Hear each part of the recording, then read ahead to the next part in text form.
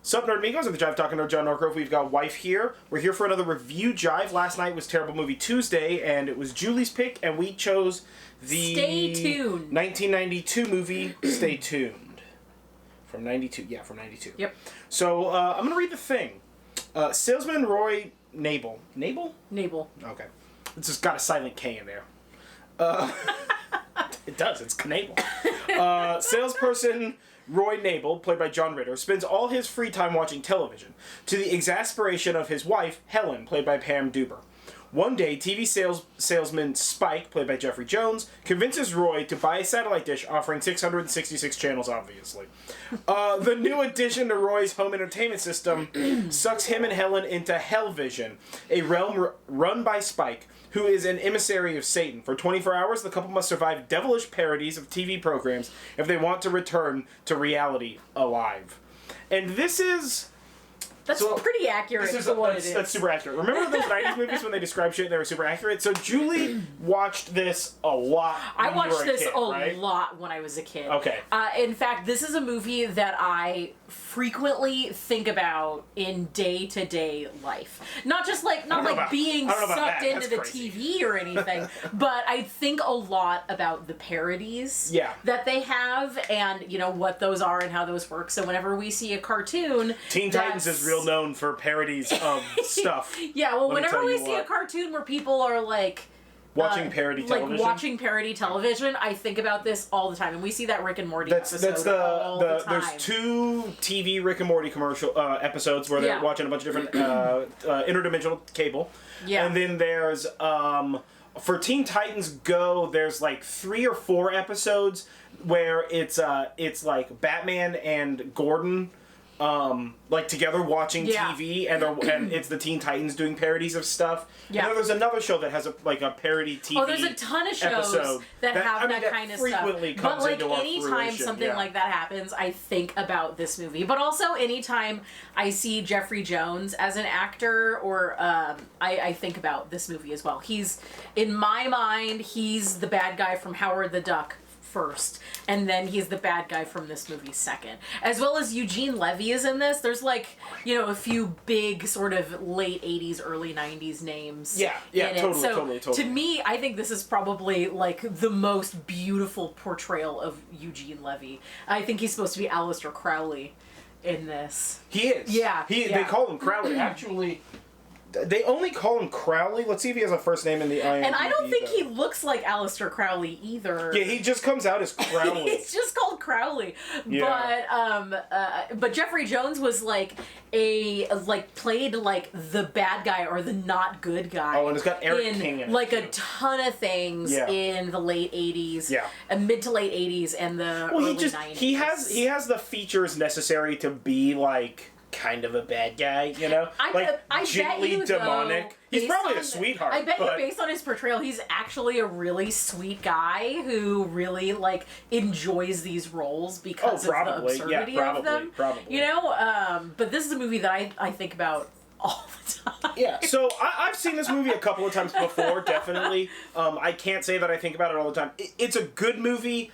I think that it falls within the realm of, like, if you were around in the early 90s, you should watch this. You're going to have nostalgia for a bunch of stuff. Yeah, or if you've watched a lot of, like, 80s, 90s TV, there's a lot of references to things that were on TV. Yeah, there's a lot of references there. You know what? I think overall it was a good movie, and I enjoyed it, and it was fun. Some of it was that... like early 90s, late 80s sitcomery where like people are very accepting of 80% of the shit that happens to them, but the other 20% they're just like, no, it's not allowed, it doesn't exist. And you're like, yeah, that's stupid. I think that I mean the characters that you're supposed to hate, you're clearly supposed to hate. There are some things in the movie that are weird. Eric Knox, is that his name? Did I say that right? Eric King, excuse me. Eric King plays, like, the new hire for Hellvision. And he's this, like, sort of, like, he's portrayed as a young upstart, but he seems to be, like, violently aware of the imminent failure of our main protagonist, or our main antagonist. But for no reason, because nobody else is aware of it, and apparently he's only ever failed once before. Yeah. Right? Yeah. And it's, like, it's one of those, like, circumstantially it makes for a fun story because it's like, oh, this new upstart wants your job and you happen to fail tonight, whatever. But like, as a practical, like, with regard to practicality as a plot element, it's very Giant Eagle adjacent because he's like you don't want to fail again. But I feel like the one scene where his character, like, helped out the couple, you know, the husband and wife in the thing. I think one scene with that, everything makes sense. Yeah. Right? And I would bet money there's probably a scene like that on the cutting room floor for this. Oh, probably. Yeah. But it's one of those things where, like, in the beginning I was just like, oh, this guy knows. Like, you know, I bet he's going to plant something to help them or whatever. And then the whole movie goes by and this guy's just, like, kind of a prick about knowing they're going to fail. Zero other people believe that this is going to be the case, including Eugene Levy, who's like, well, maybe you'll make it out of this, maybe you won't. Like, who fucking knows? Yeah. You know, he is helping them, and even he's, like, a little doubtful that everybody's going to survive this ordeal. You know, because again, nobody ever survives. I feel like the dynamic of the guys in the control room was very much an influence in Cabin in the Woods.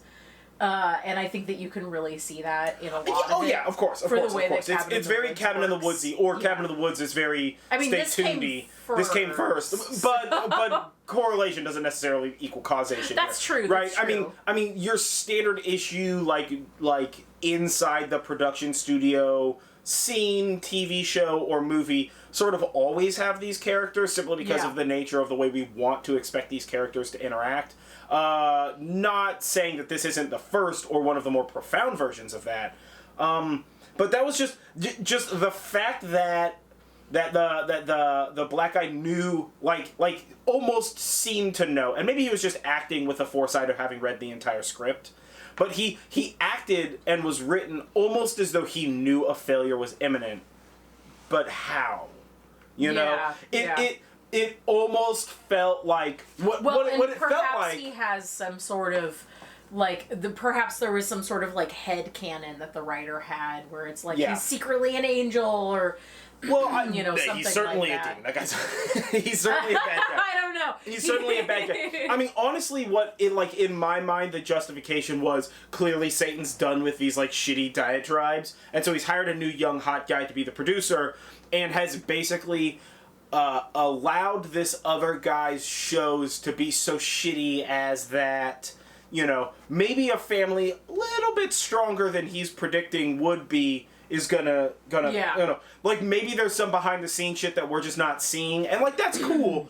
But again, it's one of those, like, one line, one scene sort of a thing, and it would have justified a lot of what that character did. That being said, there's really nothing else you can argue about in this movie, right? Yeah. The satellite dish picking and choosing what it does and doesn't suck in, and how much it does and doesn't suck stuff in. Oh, it's pretty funny. Is whatever. Like, it sucks in a bicycle, but it doesn't suck in the neighbor's dog. Yeah. You know? Until the right time to suck in the neighbor's dog. Yeah. Then it sucks in the neighbor's... Well, and it's like sometimes it's like do-do-do-do-do, and it's like, and the build-up is way longer, and they're like, we gotta do this, and we gotta run away, and still barely make it out of time, and sometimes they just, like, set it there and take a couple of steps back, and that shit's just, like, lasered. So, but again, whatever. Like, that's really the way that this movie needs to be thought about is, what if a cartoon, but then we made it in real life?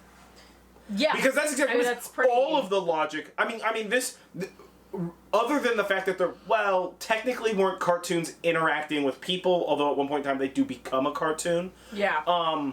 This movie could almost be set in the Roger Rabbit universe.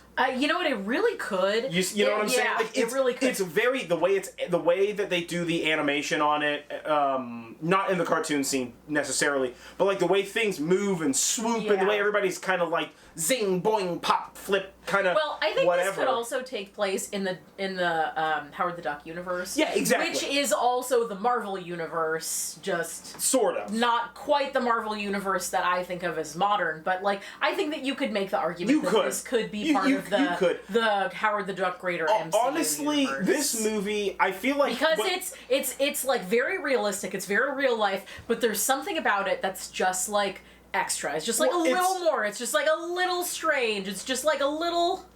Well, it's real life with regard to the live action nature of the way it's shot, but it's animated with regard to the laws of physics within the universe. Yeah.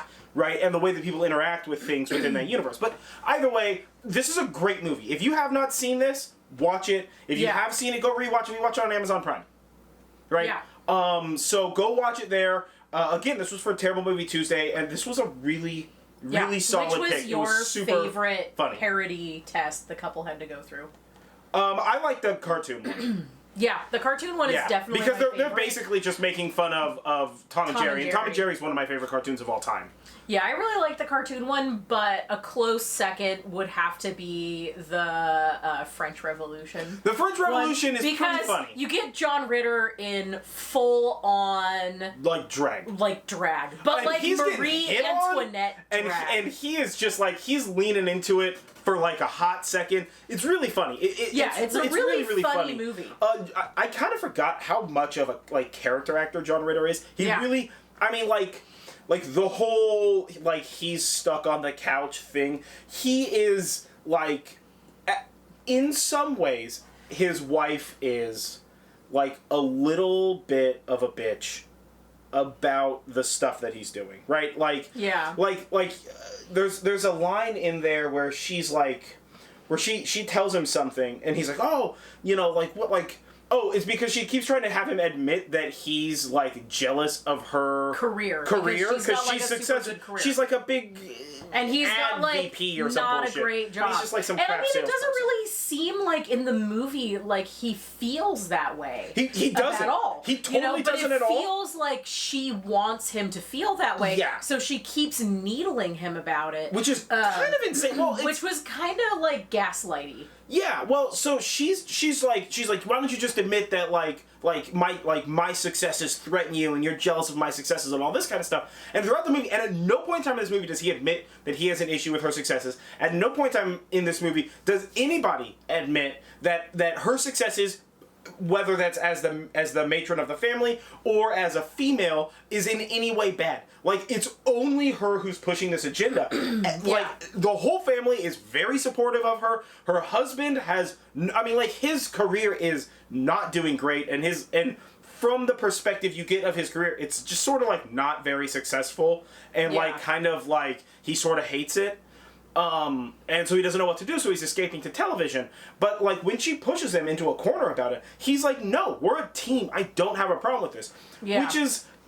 Which kind of puts her in that, she's kind of being a bitch to assume that he has a problem with her career, when very fucking clearly he does not. And he admits this and talks about this on many occasions, right? So, so there's that, which it's all right, so she's kind of, being a bitch about that, because she's totally misinterpreting what's going on here. Right? And not clearly trying to get to the crux of the problem, which is that he is so unsatisfied with his career as to have to escape, and not be, obviously, in my opinion, needled by his wife because she thinks that he has a problem with her success. Yeah. But at the same time, he's a dick. Dude, this guy he's not even lazy, I'm into TV. Prioritizing he's the TV way over her. So it's not saying that he's the good guy. No, they're both bad people. They both have the little kid's the only nice person. Yeah, right. All the demons they need to work on. And this family and the older sister who doesn't want to listen to his brother. To her brother, is absurd. Also, the makeup they did on the sister, it's rough. It's not. They clearly they were using studio lighting and they just maybe didn't take it into account, with her bone structure or something, but like the way her cheekbones create shadow, there's a couple of scenes where it looks like she has a 5 o'clock shadow. It's crazy. You're like, what the heck? It's whatever. That's fine. That's a makeup thing. But overall, this is a very fun, enjoyable movie. And it's about a family coming together and like fighting his dream against all odds, overcoming challenges and stuff like that. Kind of a thing. Exactly. And it only brings the wife and the husband closer together and the whole family closer together. Yeah. And I think that this movie is obviously one of those like everybody's trapped in the TV.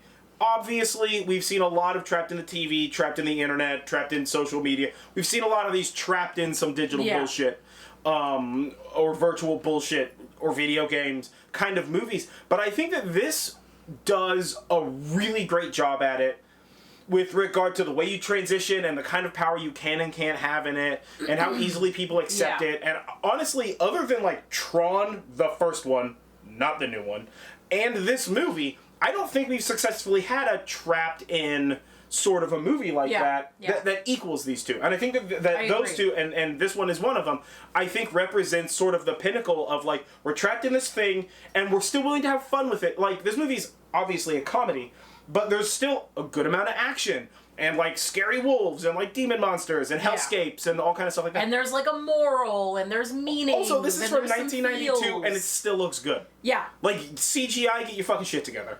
Yeah, most of the stuff in this is practical effects. Oh, sure, there is a little bit of CGI, just as the nature of it. But the CGI is done in such a way so as to be so absurd that you're not just like, well, that's crappy CGI. Yeah. You know, like, it's really supposed to be that way. And that's assuming it's actually, like, computer CGI. And it might not even be CGI. It might be, like, practical film manipulation, like cartoon-style film manipulation, Disney-style. So, I'm not even certain about that. I would like to see some behind-the-scenes on this movie and how it was created. If it exists. If it exists. But no. It looked really good visually, and it was a really fun movie, and it's a great family movie. Like, have your family watch this. It's a good movie, especially if you want to, like, watch something classic from the early 90s. But before we digress more than we need to, again, I've been John Norgrove. This has been Wife. Don't forget to like this video, comment below, share, subscribe, ring the bell, do all that kind of stuff. Tell us what you thought of this movie below, or if there are other, like, early 90s, late 80s movies you want us to watch. Yes, we know Harry and the Hendersons. We're getting there. We're on it, man. Sorry, guys. We're getting there.